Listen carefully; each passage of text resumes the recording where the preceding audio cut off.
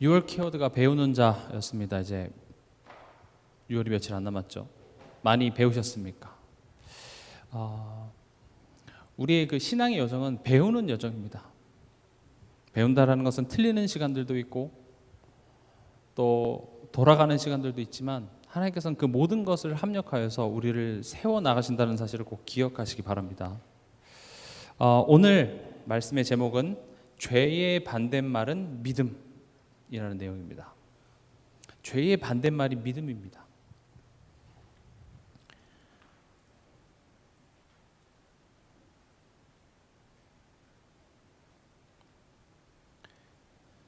우리가 죄하면 우리의 머리에 먼저 이렇게 연상되어지는 것들이 어떤 행위적인 것, 도덕적인 것, 또 어떤 윤리적인 부분들을 잘못하면 죄지었다 이렇게 얘기를 하죠. 어렸을 때 그 교회 선생님들이 거짓말하면 지옥 간다 뭐 이런 얘기도 했는데 잘 모르는 불신자들은 이제 그렇게 생각할 수 있죠. 죄하면 뭔가 나쁜 행동을 하고 그게 죄가 아니라는 말은 아닙니다. 그러나 성경이 말하는 죄는 이런 어떤 행위적인 내용들 이전에 이런 행위들이 나올 수밖에 없었던 근본적인 상태를 죄라고 얘기를 하고 있습니다. 어떤 상태죠? 하나님과의 관계에 문제가 생긴 것이죠. 하나님과 단절된 것입니다. 성경은 끊임없이 이게 문제라고 얘기하고 있습니다. 하나님과 단절된 상태. 이번 한 주간도 내 삶 속에 무엇이 문제였습니까? 사실 가장 큰 문제는 하나님이 믿어지지 않는 것입니다. 하나님을 신뢰하지 못하는 것이 가장 큰 문제입니다. 하나님이 신뢰될 때 하나님이 내 삶 속에서 일하고 계심이 우리가 확인되면 확인될수록요 우리의 삶은 평안함이 찾아오게 돼 있습니다. 돈 문제가 아닙니다. 경제 문제, 자녀 문제 그런 문제이기 이전에 결국 우리는 하나님과 관계가 단절된 상태가 되어지는 것이 진짜 문제이고 심지어 우리가 구원을 받고 하나님의 자녀가 됐음에도 불구하고 우리는 하나님을 신뢰하지 못하고 있기 때문에 그런 것들이 우리에게 염려와 불안함을 가져다 주는 것이죠. 그래서 율법은 우리가 지금 죄의 자리에 있다는 것을 알려주고 있습니다. 어떻게요? 죄의 열매들을 통하여서 결국 이 죄의 열매가 뭘로 나타납니까? 행위, 도덕, 윤리 그런 타락으로 나타나지는 것이죠. 잘 알아야 됩니다. 하나님 떠난 것이 죄이기 때문에 다른 것은 죄가 아니다. 다른 것은 마음대로 해도 된다. 그런 개념이 아니라 하나님과의 관계에 뭔가 문제가 생긴다면 그것이 우리 삶 속에 윤리적으로 도덕적으로 어떤 규모적으로 반드시 문제가 찾아오게 돼 있습니다. 그래서 그런 문제는 서로 비판하고 정죄해야 될 것이 아니라 그것을 통하여서 내가 지금 하나님을 믿지 못하고 있구나 라고 돌아가줘야 되는 것이죠. 그럼 이제 이런 질문을 할 수 있습니다. 아니 예수님이 십자가에서 죄 문제 뭐 다 해결했는데 왜 자꾸 죄를 얘기하냐? 죄 다 끝난 거 아니냐? 맞습니다. 로마서 8장 2절에 보면 죄와 사망의 법에서 우리를 해방하셨습니다. 그 말은 너희가 죄 때문에 지옥 갈 일은 없어 이 말입니다. 너네가 죄 지어서 하나님 못 믿는다고 너네 지옥 가진 않아. 근데 문제는 뭐냐면 우리가 해방됐는데 자꾸 그 자리에 가 있는 게 문제인 것이죠. 지금 신자에게 자꾸 죄를 이야기하는 까닭은 잘못하면 너의 신분이 변경되고 구원이 취소될까 봐가 아니라 구원 받았는데 왜 그것을 모르는 자 같이 살아가고 있냐? 이걸 이야기하고 있습니다. 우리가 힘든 게 그거 아닙니까? 하나님 자녀 됐는데 구원 받았는데 왜 내 삶이 힘든가? 왜 내 삶이 하나님 안 믿는 저 다른 사람들과 별 다를 바가 없어 보이느냐? 이제 우린 그런 게 갈등이 있거든요. 왜 그렇습니까? 결국 관계 문제라고 이야기를 하고 있습니다. 그래서 광야 40년의 이유도 거기에 있습니다. 왜 광야를 갑니까? 광야에서 너네 잘못하면 다시 애굽에 집어넣는다고 하셨습니까? 아닙니다. 근데 하나님께서는 그 광야를 통하여서 너네 이미 해방됐어. 노예같이 살아가지 마. 바로에게 배급받아 가면서 살아가던 너의 인생이 아니라 이제는 내가 이끄는 삶이야. 너를 축복하는 자에게는 내가 축복하겠고 너를 저주하는 자에게는 내가 저주하겠다고 약속한 아브라함의 너희들은 후손이야.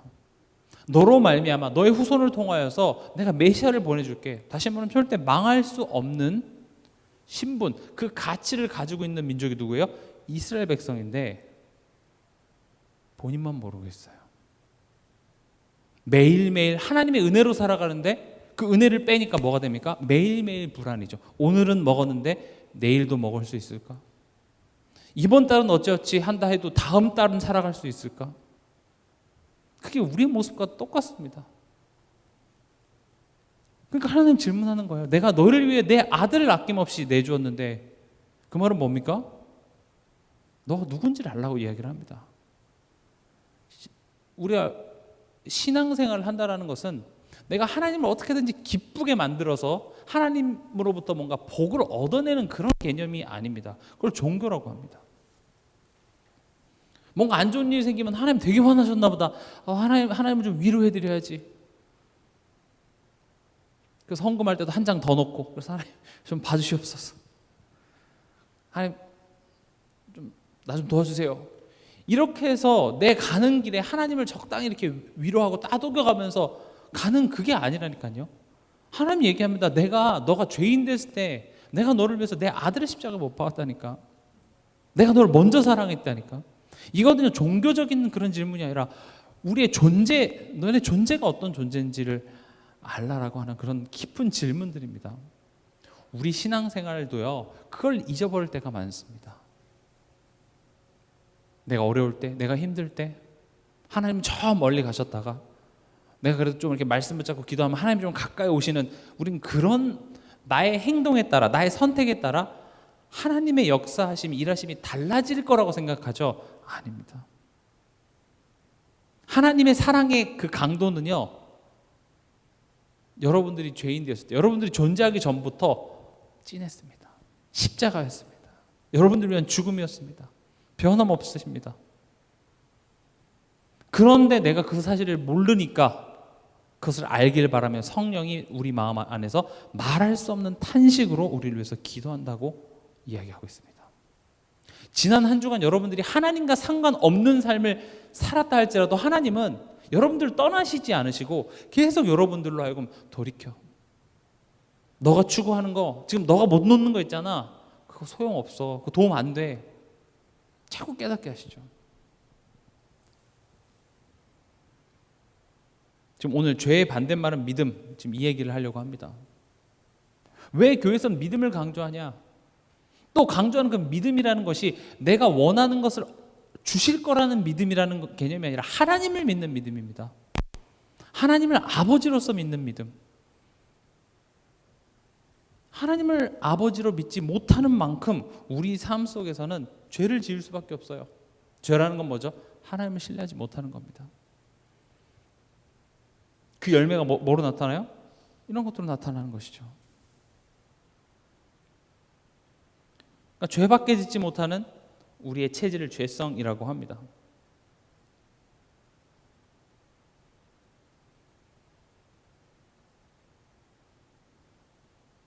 하나님을 신뢰하지 못하는 것이죠. 예배라는 것은요, 이런 식으로 말씀 앞에서 한 주간 동안 내가 어땠는지가 보여져서 나는 그래서 하나님의 은혜가 필요하군요. 내가 다시 하나님께 방향을 돌리는 이 전환점이 만들어지는 게 예배입니다. 와서 그냥 목사님 좋은 설교 듣고 갑니다. 예배 보고 가는 게 아니라 예배 시간은요, 나의 죄성이 바뀌어지고 나의 생각이 바뀌어지는 그런 시간이 예배 시간입니다. 예배 잘 드리는 것은 내 생각이 바뀌어야 돼요. 나의 고집이 바뀌어야 돼요. 나의 틀이 바뀌어야 돼요. 근데 문제는 내가 그러고 있다라는 사실조차도 모르면 바뀔 수가 없죠. 그렇잖아요. 학교에서 뭔가를 배우려면 내가 모른다는 사실을 알아야 배우는데 모른다는 사실을 모르면 배울 수가 없습니다. 내 말이 맞아. 내 생각이 맞아. 내 생각이 맞으니 하나님 어떻게 하면 도와주실래요? 그래가지고는 이건 예배가 되지 않습니다. 평생을 교회 다녀도요, 그런 식으로 신앙생활 하면은요, 오히려 그게 바리새인을 만듭니다. 변하지 않는다. 여러분들도 이렇게 사람들과 이렇게 대화해 보면서 이런 사람 겪어 보시면서 가장 답답한 사람이 누굽니까? 이미 정답이 정해져 있는 사람이에요. 무슨 말을 해도 내 말이 무조건 정답, 이런 사람이랑은 대화가 되질 않습니다. 직장 안에서 그런 사람이 상사로 있죠? 피곤합니다. 틀렸는데, 미안해, 나 틀렸네? 그럼 누가 뭐라고 합니까? 사람 실수할 수도 있는데. 아닌데? 내 말이 맞는데? 네가 잘못 알아서 그러는데? 이렇게 하면 이게 참 골치 아파지는 겁니다. 우리가 교회 안에서도요, 그럴 수 있습니다. 말씀 안에서 그래, 내가 이 부분 갱신해야지. 근데 우리의 체질이 어떻게 됩니까? 그렇게 안 되고요. 남 탓, 환경 탓, 사람 탓하게 돼 있어요. 그래, 나도 틀릴 수 있어. 그러나 네가 이렇게 하지 않았으면 난 이렇게 하지 않았을 거 아니야. 이게 바뀌지 않아서 내가 이런 거 아니야 하면서 전부 남 탓을 해요. 물론 환경도 바뀌어야 되고 갱신해야 될 부분이 있겠습니다만은 결국 문제가 뭡니까?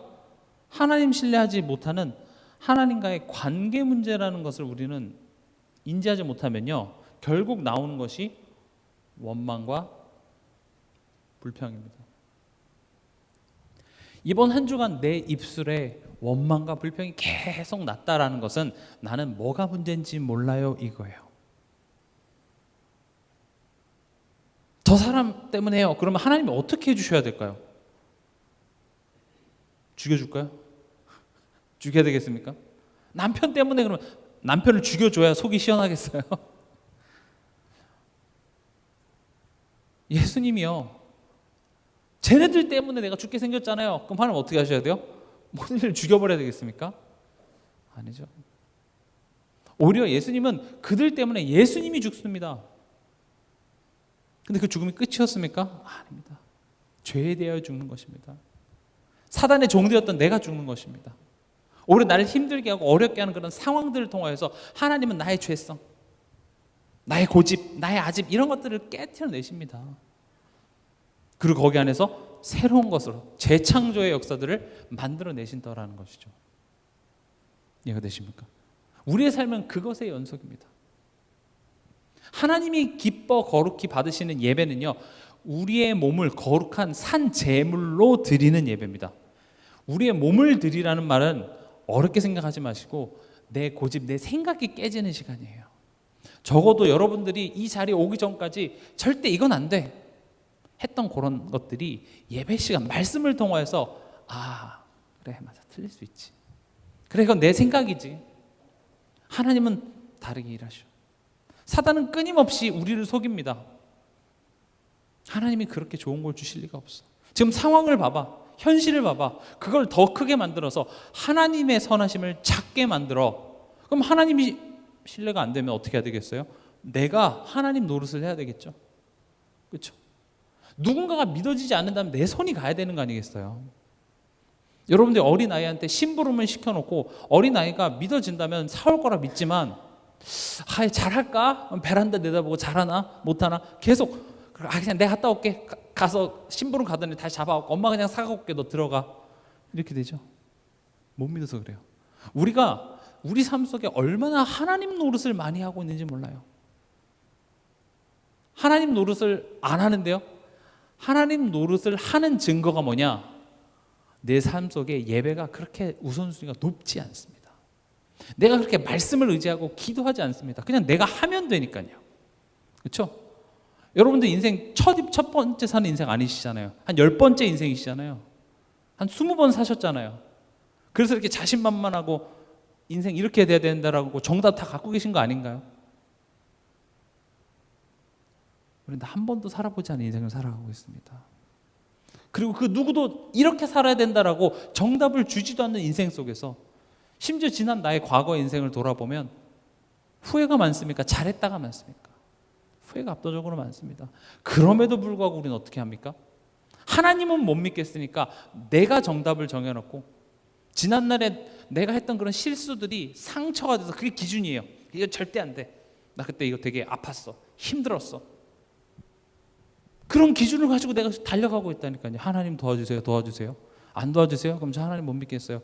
그게 우리의 모습입니다.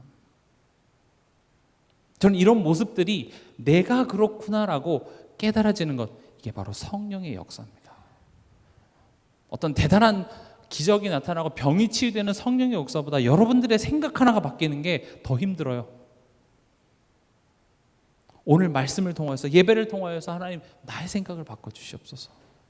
그렇게 작은 것부터 나의 생각이 바뀌어지기 시작할 때 하나님께서는 우리 안에 놀라운 일을 우리 삶 속에 열매로 나타내실 줄 믿습니다. 그래서 갈라디아서 2장 20절 우리 한번 같이 찾아보겠습니다.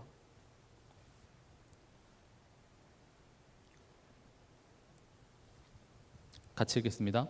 내가 그리스도와 함께 십자가에 못 박혔나니 그런즉 이제 내가 사는 것이 아니요 오직 내 안에 그리스도께서 사시는 것이라. 이제 내가 육체 가운데 사는 것은 나를 사랑하사 나를 위하여 자기 자신을 버리신 하나님의 아들을 믿는 믿음 안에서 사는 것이라. 내가 그리스도와 함께 십자가에 못 박혔다. 그 말은 뭡니까? 죽었다는 말입니다. 뭐가 죽었습니까?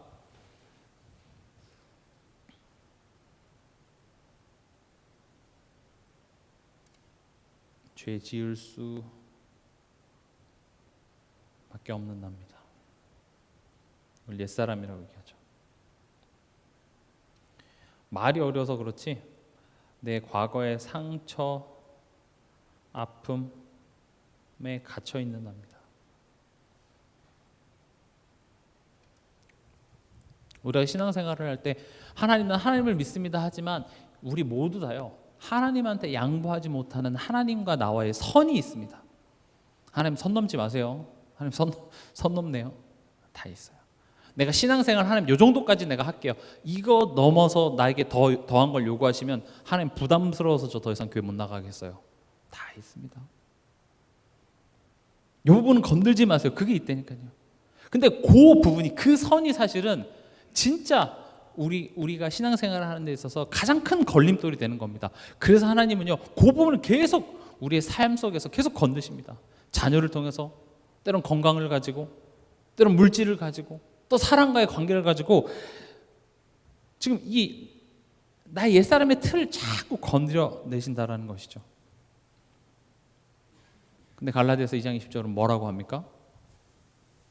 내가 그리스도와 함께 십자가에 못 박혔나니. 다시 말하면 그래 나는 더 이상 그 과거의 상처에 머물러 있을 필요가 없겠구나. 하나님 없었을 때야 그 문제는 문제지만 이제는 그 문제가 다른 시각이 되는 것입니다. 똑같이 돈이 없는 문제지만 부모가 있는 아이가 돈이 없는 것과 부모가 없는 아이가 돈이 없는 것은 같은 돈 없는 문제지만 다른 시각으로 봐지죠. 부모가 있는 아이에게 돈 없는 문제는 뭐가 됩니까? 아, 엄마 아빠한테 돈 달라 해야지. 이번 달 용돈 다 떨어졌으니까 이번 달만 참아야지. 이렇게 되지만 부모가 없는 아이에게 돈이 없는 문제는 어떻게 됩니까? 알바를 떼야 되나? 먹고 살 길이 막막한 정말 소망 없음의 문제로 이어지게 되는 것처럼 우리가 지금 돈이 없는 현실은 맞지만 지금 내가 아빠가 있는 자처럼 이걸 바라보냐 아빠가 없는 자처럼 이걸 바라보냐 이 질문을 하는 것이죠. 모든 문제 끝났다. 예수님이 다 해결했다. 이것을 현실 부정하라라는 말이 아니라 지금 똑같은 문제를 내가 지금 어떻게 바라보고 있냐라는 것입니다. 우리는요. 두 가지를 항상 확인해야 된다고 말씀드렸죠. 하나님의 사랑과 하나님의 통치. 우리는 하나님의 사랑 안에 있는 자입니다. 아, 내가 하나님의 사랑 안에 있구나라는 사실을 아는 자처럼 내 현실 문제를 바라봐야 돼요. 하나님은 그걸 지적하십니다. 오히려 내가 그렇게 보지 못하고 있음을 우리로 하여금 스스로 자각하게 하시기 위해서 하나님은 때로는 그런 문제들을 허락하시기도 합니다. 우리는 하나님의 사랑 안에 있습니다. 성경은 언제 이 문제 해결해 줄게, 어떻게 하면 이 문제 해결해 줄게에 대해서 얘기하는 것이 아니라 애초에 너는 내가 사랑한 내 아들이야. 내가 너를 위하여 내 아들을 아낌없이 십자가에 못 박았는데 내가 너를 위해 해주지 못할 게 무엇이 있느냐라고 우리의 신분에 대하여서 성경은 이야기를 하고 있습니다. 광장 가운데 문제 앞에서 언제 몇 날 몇 월 몇 시에 이 문제를 어떻게 해결해 줄게가 아니라 나 여호와야 너는 내 백성이야. 아니 그런 얘기 말고 이거 해결해 줄 거야 안 해결해 줄 거예요. 이스라엘 백성들은 그 질문을 계속하는 거예요. 지금 안 해결해 주시면 다시 애굽으로 보내주세요. 하나님 뭐라고 합니까? 내가 애굽에서 너를 이끌어낸 여호와야. 지금 하나님이 우리에게 전달하고자 하는 메시지와 우리가 하나님한테 요구하는 메시지가 영 달라요. 그래서 우리의 신앙생활은요, 하나님의 사랑 안에 내가 있음을 기억해야 됩니다. 가장 큰 증거가 뭐라고 했습니까? 내 안에 믿음입니다. 내 안에 겨자씨보다 작지만 내 안에 믿음이 존재한다는 것 자체가 기적입니다. 항상 말씀드리죠. 우리의 훌륭한 믿음이 아니라 맨날 넘어지지만 그래도 내가 힘들면 하나님께 엎드리고 하나님 쳐다보고 심지어 하나님께 원망하는 그런 우리의 작은 믿음조차도 우리 인간이 스스로 만들어낼 수가 없습니다. 교회 열심히 다닌다고 믿음이 생길까요? 사람의 설득으로 믿음이 생길까요? 절대 그렇지 않습니다. 믿음이라는 것은 하나님께서 은혜로 주셔야만이 믿음이 있을 수 있습니다. 그 말은 뭡니까? 내게 작은 믿음이라도 있다라는 것은 하나님이 내 안에서 믿음을 시작하셨다는 겁니다.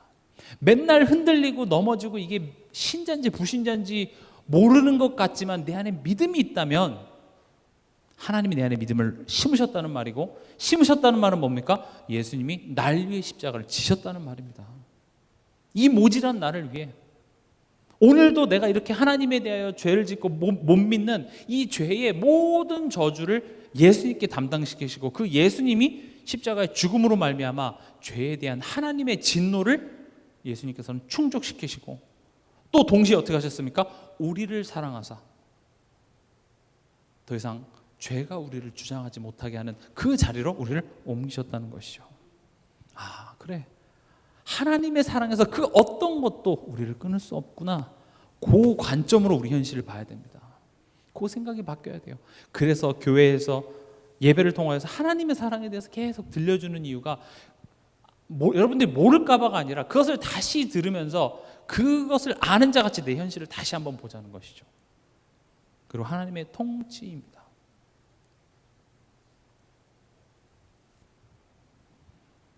우리가 예수 그리스도의 삼중직 중에 참 왕이 있습니다. 왕하면 뭐가 떠오르십니까? 사단결박 이게 떠오르시죠. 근데 그보다 더 큰 게 있습니다. 그게 뭐냐? 하나님이 통치하신다는 겁니다. 가장 절정의 왕의 직분은 뭡니까? 하나님이 통치하신답니다. 어떤 사람이 사단에게 속아서 나를 공격해도 하나님은 그 사단의 공격조차도 나를 위한 축복으로 바꾸실 수 있으십니다. 요셉의 형들이 성령 충만해서 요셉을 팔았겠습니까? 사단에게 속아서 귀신에게 속아서 요셉을 공격했지만 하나님은 그것을 요셉에게 유익한 것으로 바꾸시기에 능하신 하나님이셨습니다. 사울왕이 악신에 씌어서 다윗을 공격하는데 그것을 가지고 다윗을 만들어내는데 하나님께서는 부족함이 없으셨습니다. 우리가 한 주간 살면서 인간관계 속에서 날 힘들게 하는 사람들이 있어요. 아무리 생각해봐도 내가 잘못한 건 없고 이건 너무 억울해. 그런 상황이 있습니다. 억울하죠. 우리는 저거 사단이 나를 공격하네. 사단 떠나가라. 물론 훌륭한 기도입니다. 그러나 그것보다 더 큰 것이 무엇입니까? 내가 지금 하나님의 통치 안에 있다는 것입니다. 그래. 내가 사망의 음침한 골짜기로 다닐지라도 해를 두려워하지 않는 신분이라는 걸 아는 것이 중요합니다. 왜냐? 주의 지팡이와 막대기가 나를 안위하시고 그 위험으로부터 보호해주는 정도가 아니라 그 이끌림이 어디로 날 지금 이끌고 계십니까? 푸른 초장으로 쉴 만한 물가로 지금 나를 인도하고 계신다. 우린 그 하나님의 통치 속에 있다라는 사실에 흔들림이 없어야 됩니다. 이 하나님의 통치가요, 우리를 십자가 앞으로 인도합니다. 왜요? 아까 갈라디아서 2장 20절 자꾸 죄에 지을 수밖에 없는, 이미 해방했는데 자꾸 종 모양으로 종의 모습으로 돌아가려고 하고 사단과 상관없는데 사단에게 속을 필요 없는데 그냥 믿음을 굳건하게 하면 되는데 자꾸 흔들리기 때문에 성령께서는 우리를 자꾸 십자가 앞으로 인도해 내십니다. 여기 두 가지 길이 있습니다. 빠른 길이 있습니다. 느린 길이 있습니다. 둘 다 가긴 갑니다. 빠른 길은 뭡니까? 예배입니다. 말씀 앞에서 내가 빨리 알아듣고 해결하면 돼요. 뭘 알아듣냐? 하나님의 이끄심이 내 계획보다 크다. 이거 깨닫는 겁니다. 내 생각보다, 내 방법보다 하나님이 주셔야 돼. 하나님이 역사하셔야 돼. 하나님이 하시면 그 결론은 다 아름다워진다라는 사실을 우린 예배, 말씀을 통해서 미리 알고 그걸 믿음으로 간 자 고생할 필요가 없었습니다. 광야에서 여호수아와 갈렙이 그랬죠. 느린 길이 있습니다. 뭡니까? 겪어보는 거죠 뭐. 탕자처럼 이거 아니구나, 이거 아니었어. 저는 고생 이렇게 겪어서라도 그게 아니라는 것을 확인하고 돌아오는 건 유익하다고 생각합니다. 아마 우리 삶은 이 두 가지가 섞여 있습니다. 그러나 하나님이 부모님이시기 때문에, 부모님인 여러분들이 자녀가 고생을 해서 깨닫기를 원합니까? 아니죠. 고생하지 않고 될 수 있으면 그 말을 알아듣고 했으면 좋겠습니다. 그러나 때론 고생이 필요하다면 깨닫는 것이 더 중요하기 때문에 그런 고생들을 허락하게 하시기도 하십니다. 그래서 내 삶 속에 좀 어려움이 있습니까? 갈등이 있습니까? 이건 자잘못의 문제가 아니라 하나님이 지금 나를 올바로 이끄시는 그 방법 중에 하나입니다. 그래서 그때 어떻게 해야 되냐? 하나님 도와주세요. 좋습니다. 하나님 힘주세요. 좋습니다. 뭘 하면 좋습니까? 예배입니다. 이번 주도 말씀드렸죠. 평안함 주세요. 멀리서 평안함이 쫙 밀려오지 않습니다. 왜냐? 우리가 원하는 평안함은 그냥 이 복잡한 생각, 이 현실 없애달라는 것밖에 안 되는 것이죠. 그러나 하나님이 주시고자 하는 평안은 뭡니까? 하나님이 누군지 알아서, 내가 누군지를 알아서 오는 평안함입니다. 지금 이 복잡한 감정을 없애주는 평안함은 정신과 가서 약을 받으면 빨리 해결될 수 있습니다. 아주 독한 술 한 잔 드시면요 행복해지실 겁니다. 그러나 문제는 뭡니까? 술은 깹니다. 술이 깨면 현실은 바뀌어 있지 않기 때문에 또 다른 술이 필요합니다. 그걸 중독이라고 하죠. 제가 술에 비유했지만 술 말고도요, 우리 삶엔 그런 크고 작은 중독들, 현실로부터 잠시 나를 도피시켜 줄 수 있는 그런 것들이 있습니다. 그런데 성경은 이야기합니다. 내가 주는 평안은 세상이 주는 것과 같지 않다고 말씀하고 있습니다. 그럼 어떻게 해야 되겠습니까? 평안함을 주시옵소서 라고 기도하며 그 평안의 원천이신 하나님께 나아가야 됩니다. 하나님을 더 알기 원합니다. 내가 하나님을 믿지 못해서, 하나님을 내가 신뢰하지 못해서 내 영혼이 지금 하나님의 사랑에 대해서 듣고자 합니다. 하나님이 통치하고자 한다라는 사실을 듣고 내 영혼이 안심하고 싶어 합니다. 예배를 통해서 그걸 듣는 것입니다. 오늘 구역 공가 보겠습니다. 15분까지죠.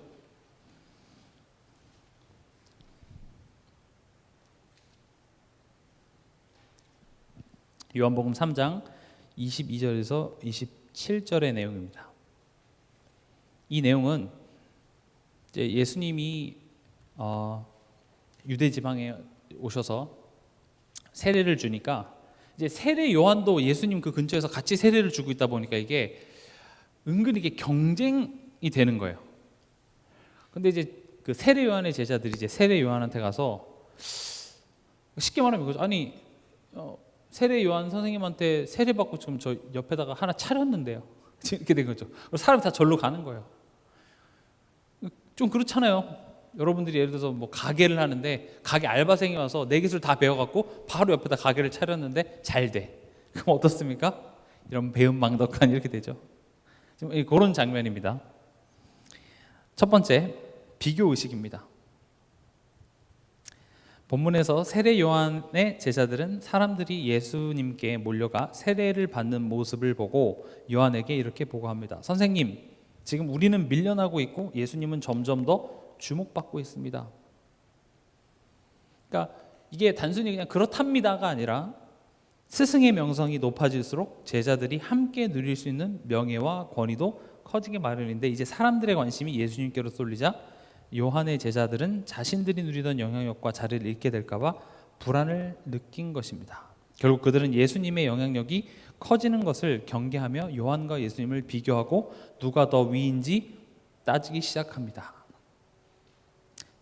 어떤 맥락인지 이해가 되시죠? 그러니까 세례 요한이 인기가 많아지고 사람들이 많이 오면 줄을 세울 때도 야, 자, 줄 서 하면서 그런 권위들이 생기잖아요. 야, 나 좀 앞에 세워줘 하면 돈도 좀 찔러주고 이제 그런 것들이 그런 떨어지는 콩고물들이 있는데 점점 사람들이 예수님께 몰리니까 그 제자들의 입지도 낮아지죠. 그래서 이제 서로 누가 더 윈지 그런 걸 따지기 시작하는 것이죠. 저는 이제 그걸 비교 의식이라고 봤습니다. 이런 비교 의식은 대부분 낮은 자존감에서 비롯됩니다.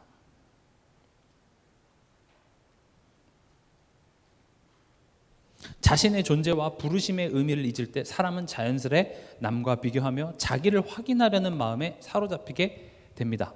사실 세례 요한과 그의 제자들은 하나님 나라를 준비하는 아주 귀한 자리에 있었던 사람입니다. 만약 그들이 자신들이 받은 사명의 가치를 알고 있었다면 예수님과 자신을 비교하며 열등감에 빠지지 않았을 것입니다. 우리 또한도요. 그 다음 문장에 나오지만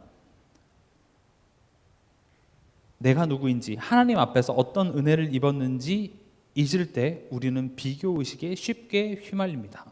세상의 기준에 따라 자신을 평가하고 나보다 나아 보이는 사람을 보며 열등감을 느끼고 자신보다 약해 보이는 사람을 통해 상대적 우월감을 얻으려 하는 이 모든 모습들은 비교의식에서 비롯됩니다. 가정 안에서도 그렇고요, 직장 안에서도 그렇고요, 이 낮은 자존감이 꽤나 문제가 많이 됩니다. 내가 어떤 존재인지 모르잖아요. 그러면요, 이상하게 나보다 잘 되는 사람이 밉습니다. 그런 사람들을 깎아내립니다. 나보다 잘난 사람들은 내가 어떻게 할 수 없으니까 가정에 돌아와서 나보다 약한 사람들을 통제하려고 듭니다. 고함을 치고 폭력을 쓰고. 그래서 내 자신을 내가 니네보다 낫다 그런 상대적 우월감을 통하여서 만회하려고 합니다. 신자도 마찬가지예요. 내가 받은 이 구원의 감사와 감격이 얼마나 큰지를 모르니까 뭐 하는 겁니까? 불신자들 옆에 가서 예수천당 불신지요 그러고 있는 겁니다. 으이그 나는 천국 가 너는 지옥 가네? 못 깨달으니까 너는 저렇게 고통당할 수밖에 없네? 틀린 말은 아니지만 우리에게 있어서는요, 내가 얼마나 귀한 축복을 받은 자인지를 알고 그 감사와 감격으로 그들을 이해하고 도와주고 살릴 수 있는 힘이 나와줘야 되는데 고작 하는 게 뭡니까? 나는 너보다 우월해. 어디서부터 비롯됩니까? 나의 낮은 자존감입니다. 끊임없이 비교합니다. 그럴 의도가 아닌데 그 말을 내가 자존감이 낮으니까 그걸 다 오해해서 해석해서 들어요. 그러니까 누구만 힘듭니까? 나만 계속 힘든 것이죠.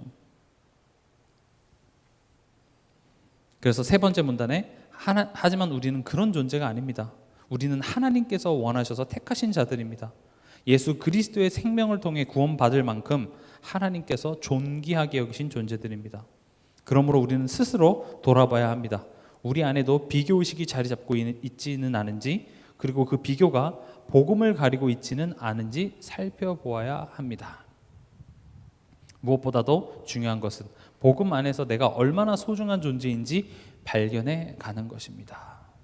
그것이 비교의식에서 자유하게 되는 길이며 참된 자기 정체성을 회복하는 길입니다. 그래서 제가 중고등부나 대학 청년부 아이들한테도 항상 저는 강조하는 것, 특히 중고등부 아이들한테 제가 강조하는 것이 이 자존감입니다. 어렸을 때부터 이 낮은 자존감 속에서 자란 아이는 건강한 이런 인간관계 사회생활이 될 수가 없습니다. 그렇잖아요. 내가 거울을 봤을 때 특히 청소년 이렇게 민감할 때는 연예인들이라든지 이런 사람들 얼마나 멋있습니까? 그런 사람들은 이제 은은임이라고 하죠. 의사의 기술도 받고 뭐 이렇게 화장 기술도 있고 카메라 이렇게 해가지고 이쁠 수 있는 최고의 것으로 이쁘게 해서 나오니까, 근데 맨날 보는 게 그런 것들이니까 이제 비교가 되고, 그거보다 내 얼굴 보면 깜짝 놀라고 이게 뭔가 이게 사람 얼굴인가 싶고, 근데 원래 다 우리 그렇게 생겼거든요. 근데 그런 것들을 통해서 내가 가치 없는 사람처럼 느껴지는 거예요. 또 엄마들 어떻게 합니까? 야, 옆집 걔는 이번에 100점 맞았대. 끊임없는 비교의식. 그런 거 하지 마세요. 그러면 뭐 어떻게 돼요? 나는 뭔가 못난 사람이 되는 거죠. 또 형제나 이렇게 자매 있으면 야 니네 형 봐라. 계속 비교해요. 그러니까 그런 기준들을 가지고 내 자신이 되게 쓸모없고 가치 없다고 여겨지는 겁니다. 그러니까 사람이 적당히 도전할 만하면 그래 도전해서 해봐야겠다 하는데 얼굴 예를 들어서 요즘에 차은우라는 배우가 되게 이렇게 잘생긴 배우예요. 얼굴도 잘생긴데 심지어 키까지 커요. 그러면 키는 뭐 어떻게 제가 할 수 없잖아요. 그러니까 내가 키를 더 키워봐야겠다 생각이 그건 안 되니까 어떻게 해요? 그 배우를 깎아내리기 시작해요. 야, 사실은 하면서 나쁜 짓 많이 한데 없는데 그런 사실을 만들어내기도 해요. 그러니까 나의 낮은 자존감들이 지금 태어난 아이들, 지금 어린 아이들은요 더 많을 수밖에 없습니다. 왜냐? 예전에는 SNS가 없었어요. 남들이 어떻게 사는지 몰라요. 그렇죠? 근데 이제는 다 알아요. 연예인들 무슨 밥그릇 쓰는지, 무슨 속옷 입는지까지도 다 알잖아요. 그러니까 모든 게 다 비교가 되는 거예요. 요즘 애들은 너 어디 아파트 살아? 어디 지역에 살아? 이런 걸 이렇게 물어보면 굉장히 막 긁힌다고 하더라고요. 왜냐? 어디 아파트에 살아 해도 네이버에 치면 시대 다 나오잖아요. 너네 애들이 그래 애들이. 너네 아빠 연봉 얼마야? 그런 이야기들을 해요. 애들이. 그러니까 얼마나 낮은 자존감 속에서 살아가겠습니까? 그래서 들려줘야 됩니다. 너는 세상이 말하는 그런 기준들을 가지고 너를 평가할 수 있는 사람이 아니야. 넌 소중한 사람이야. 하나님이 너를 위하여서 십자가에서 예수님을 못 박을 정도로 너는 귀한 사람이야. 그게 들려줘야 돼요. 여러분들한테 제가 자꾸 못생겼습니다 하면 아니야 해도 자꾸 듣다 보면 내 진짜 못생겼네 이렇게 된다니까요. 요즘 살 빠졌네 하면 살 안 빠졌거든요. 근데 그런 얘기를 하면 기분이 좋잖아요. 그리고 더 운동 더 열심히 해야 되겠다가 되죠. 마찬가지입니다. 우리가 예배 시간을 통하여서 내가 누군지, 내가 얼마나 큰 사랑을 있는지를 자꾸 내게 들려주세요. 한 주간 살면서 아무도 나에게 그런 얘기 안 해줄 겁니다. 두 번째입니다. 하나님께서 주셔야 된다.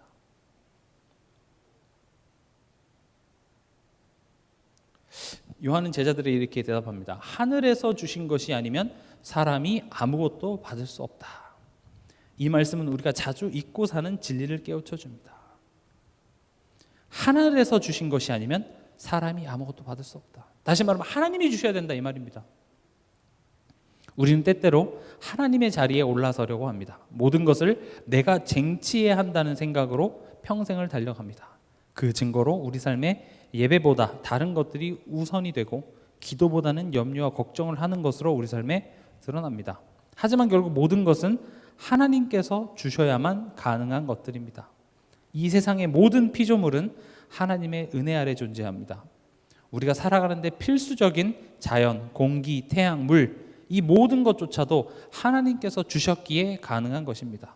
건강도, 물질적인 축복도, 심지어 하나님을 믿지 않는 사람들이 누리는 성공마저도 하나님의 통치 아래서만 허락되는 일들입니다.